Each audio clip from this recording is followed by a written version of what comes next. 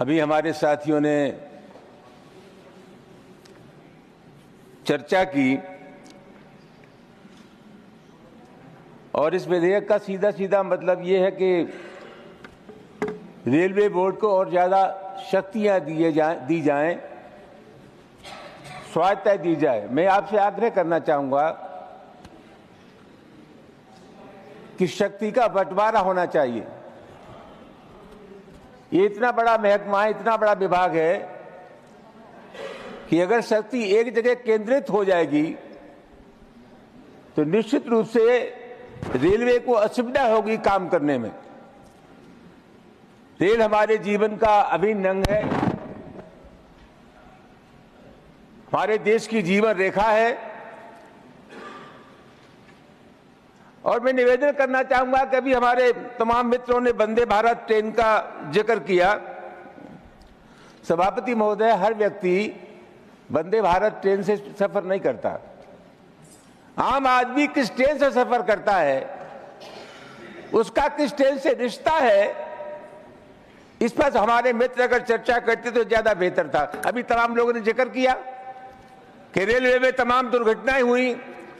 बाबू जगजीवन राम के समय में ये हुआ, लाल बहादुर शास्त्री के समय में ये भी हुआ। सभापति महोदय, ये जो परिपाटी भाजपा के लोगों ने बना रखी है, ये स्वस्थ परिपाटी नहीं है।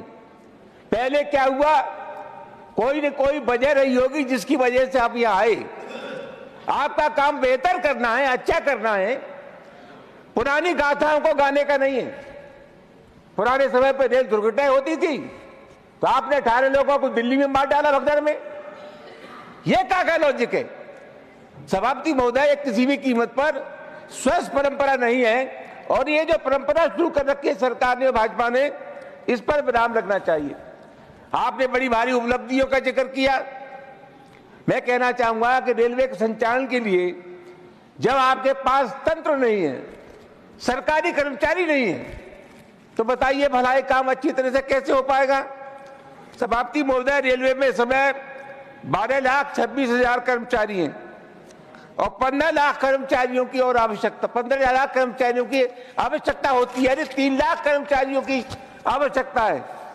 नई रेलगाड़ियां चल रही हैं, कर्मचारियों की आवश्यकता है। भर्ती आप कर नहीं रहे, और भर्ती अगर आप कर रहे हैं तो आउटसोर्सिंग से कर रहे हैं।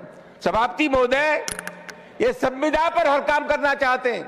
मैं बहुत विनम्रता के साथ आपसे कहना चाहूंगा, सरकार की नीयत ठीक नहीं है। सरकार रेलवे को बेचना चाहती है निजी हाथों में। ये निश्चित रूप से एक निंदनीय प्रयास है।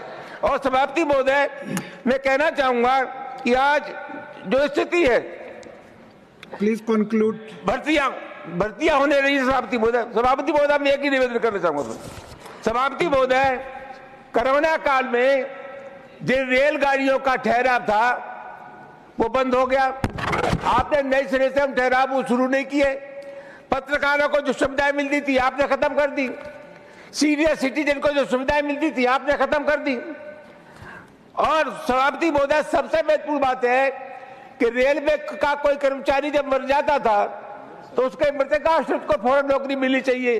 सालों लग जाते हैं, लेकिन उस सरकारी कर्मचारी के मृतकों को, आश्रितों को नौकरी नहीं मिलती। सभापति महोदय, मैं आपसे मार्फत एक ही निवेदन करना चाहूंगा कि मेहरबानी करके हमारा प्रयास सकारात्मक होना चाहिए, नकारात्मक नहीं होना चाहिए। रेलवे अगर बेहतर काम करेगी तो लोगों को दिखाई देगा। ये आंकड़ों में उलझाना चाहते हैं। तमाम जगह एक्सीडेंट हुए। मैं आपसे पूछना चाहता हूँ, क्या सरकार की जिम्मेदारी नहीं है? उस पर विराम लगना चाहिए और आपके काम करने से आम आदमी को ही दिखाई देना चाहिए कि रेलवे आम लोगों के हित में काम कर रहा है। धन्यवाद।